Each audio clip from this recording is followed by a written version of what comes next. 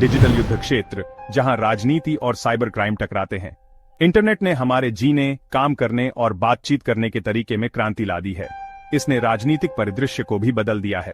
राजनीतिक अभियान अब सोशल मीडिया पर बहुत अधिक निर्भर करते हैं। सरकारें नागरिकों से संवाद करने के लिए ऑनलाइन प्लेटफॉर्म का उपयोग करती हैं। अंतर्राष्ट्रीय संबंध तेजी से डिजिटल क्षेत्र में संचालित हो रहे हैं। इस डिजिटल परिवर्तन ने राजनीतिक जुड़ाव के नए अवसर पैदा किए हैं। हालांकि इसने साइबर क्राइम के लिए नई कमजोरियां भी खोल दी हैं। साइबर अपराधी और राज्य प्रायोजित तत्व इन कमजोरियों का फायदा उठा रहे हैं। उनका उद्देश्य राजनीतिक प्रक्रियाओं में हेरफेर करना और सरकारों को अस्थिर करना है। चुनावों, राजनीतिक दलों और सरकारी संस्थानों को निशाना बनाने वाले साइबर हमले बढ़ रहे हैं। ये हमले लोकतंत्र और राष्ट्रीय सुरक्षा की नींव को ही खतरे में डालते हैं। इंटरनेट की आपस में जुड़ी प्रकृति का मतलब है कि साइबर हमले दुनिया में कहीं से भी हो सकते हैं। विशिष्ट कारकों के लिए उन्हें विशेषता देना मुश्किल हो सकता है। यह कानून प्रवर्तन और खुफिया एजेंसियों के लिए महत्वपूर्ण चुनौतियां पेश करता है। जैसे जैसे तकनीक आगे बढ़ती है, वैसे वैसे साइबर अपराधियों के उपकरण और रणनीति भी आगे बढ़ती है। ये सरकारों, संगठनों और व्यक्तियों के लिए साइबर सुरक्षा में आगे रहने के लिए महत्वपूर्ण बनाता है। पसंद के हथियार, हैकिंग, दुष्प्रचार और हेरफेर। साइबर अपराधी राजनीतिक व्यवस्थाओं को निशाना बनाने के लिए कई तरह के हथकंडे अपनाते हैं। हैकिंग सबसे आम तरीकों में से एक है। हैकर्स कंप्यूटर सिस्टम और नेटवर्क तक अनधिकृत पहुंच प्राप्त कर सकते हैं। यह उन्हें संवेदनशील डेटा चोरी करने, संचालन को बाधित करने और यहां तक कि जानकारी को बदलने की अनुमति देता है। चुनावों के संदर्भ में मतदाता पंजीकरण डेटाबेस, वोटिंग मशीन और चुनाव बुनियादी ढांचे को लक्षित करने के लिए हैकिंग का उपयोग किया जा सकता है। दुष्प्रचार अभियान एक और शक्तिशाली हथियार है। ये अभियान जनता की राय को प्रभावित करने और कलह बोने के लिए झूठी या भ्रामक जानकारी फैलाते हैं। सोशल मीडिया प्लेटफॉर्म दुष्प्रचार के लिए प्रजनन स्थल बन गए हैं। वे दुर्भावनापूर्ण तत्वों को प्रचार फैलाने और आसानी से सार्वजनिक प्रवचन में हेरफेर करने की अनुमति देते हैं। साइबर अपराधी ऑनलाइन हेरफेर में भी संलग्न होते हैं।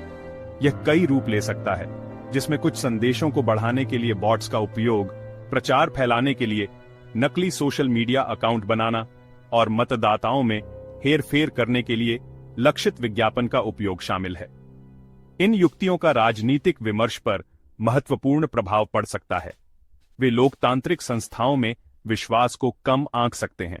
2016 का अमेरिकी राष्ट्रपति चुनाव साइबर क्राइम और राजनीति के इतिहास में एक महत्वपूर्ण क्षण था। इसने इस बात पर प्रकाश डाला कि विदेशी सरकारें लोकतांत्रिक प्रक्रियाओं में हस्तक्षेप करने के लिए साइबर हमलों का किस हद तक इस्तेमाल कर सकती हैं।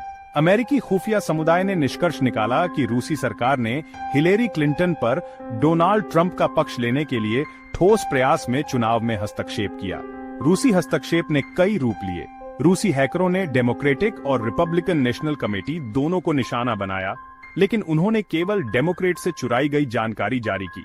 उन्होंने दुष्प्रचार और दुष्प्रचार फैलाने के लिए सोशल मीडिया का इस्तेमाल किया। वे मतदाता दमन के प्रयासों में भी लगे रहे। रूसी हस्तक्षेप के प्रभाव पर अभी भी बहस हो रही है। हालांकि इसमें कोई संदेह नहीं है कि चुनाव पर इसका महत्वपूर्ण प्रभाव पड़ा। 2016 का चुनाव संयुक्त राज्य अमेरिका और दुनिया भर के अन्य लोकतंत्रों के लिए एक चेतावनी के रूप में कार्य करता है। इसने चुनावों को विदेशी हस्तक्षेप से बचाने के लिए अधिक से अधिक साइबर सुरक्षा उपायों की आवश्यकता पर प्रकाश डाला।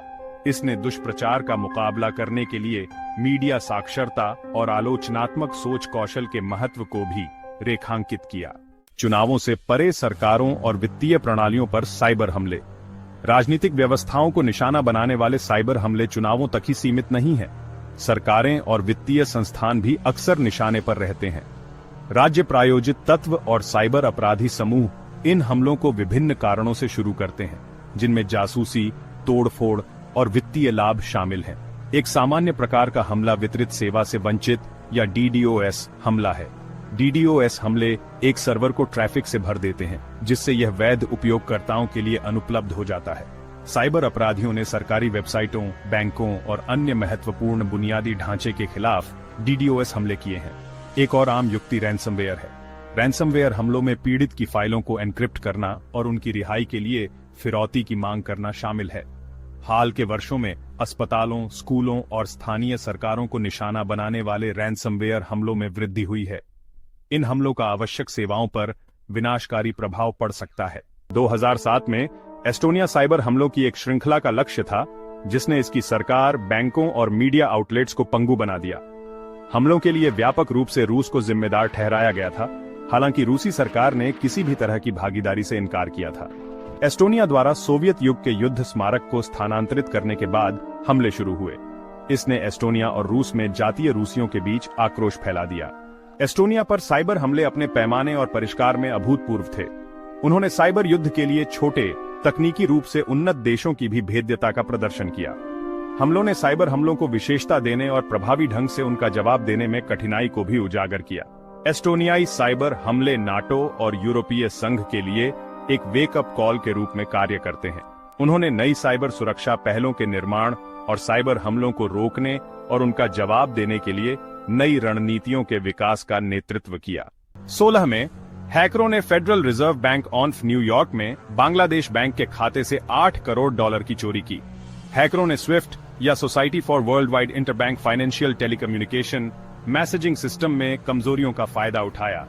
उन्होंने इसका इस्तेमाल फिलीपींस और श्रीलंका के खातों में फंड ट्रांसफर करने के लिए किया। बांग्लादेश बैंक डकैती इतिहास की सबसे बड़ी और सबसे दुस्साहसी साइबर डकैतियों में से एक थी। इसने साइबर अपराध के लिए वैश्विक वित्तीय प्रणाली की कमजोरियों को उजागर किया। डकैती ने साइबर अपराध की जांच और मुकदमा चलाने में अंतर्राष्ट्रीय सहयोग की चुनौतियों को भी रेखांकित किया। बांग्लादेश बैंक डकैती के दूरगामी परिणाम हुए। इसने स्विफ्ट प्रणाली की जांच बढ़ा दी और वित्तीय क्षेत्र में अधिक से अधिक साइबर सुरक्षा उपायों का आह्वान किया। इसने साइबर अपराध से निपटने में अधिक से अधिक अंतर्राष्ट्रीय सहयोग की आवश्यकता पर भी प्रकाश डाला। सरकारों, संगठनों और व्यक्तियों को साइबर हमलों से खुद को बचाने के लिए कदम उठाने चाहिए।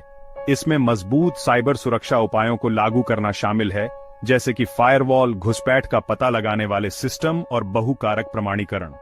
इसमें उपयोगकर्ताओं को साइबर सुरक्षा की सर्वोत्तम प्रथाओं के बारे में शिक्षित करना भी शामिल है, जैसे कि मजबूत पासवर्ड बनाना और फिशिंग घोटालों से सावधान रहना।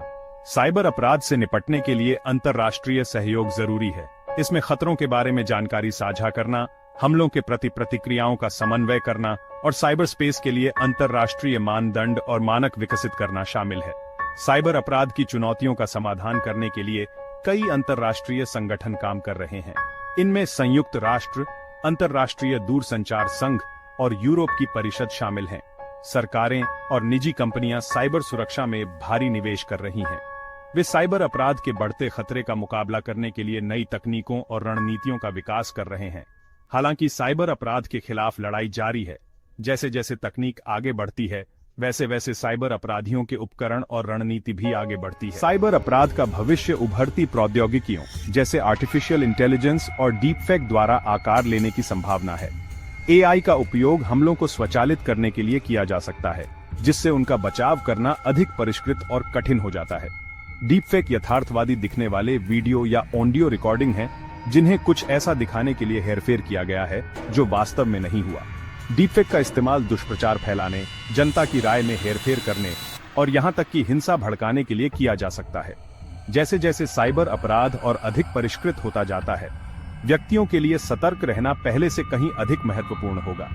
इसमें नवीनतम खतरों के बारे में पता होना, अच्छी साइबर स्वच्छता का अभ्यास करना और ऑनलाइन सामना की जाने वाली जानकारी के बारे में गंभीरता से सोचना शामिल है। साइबर अपराध के खिलाफ लड़ाई एक साझा जिम्मेदारी है।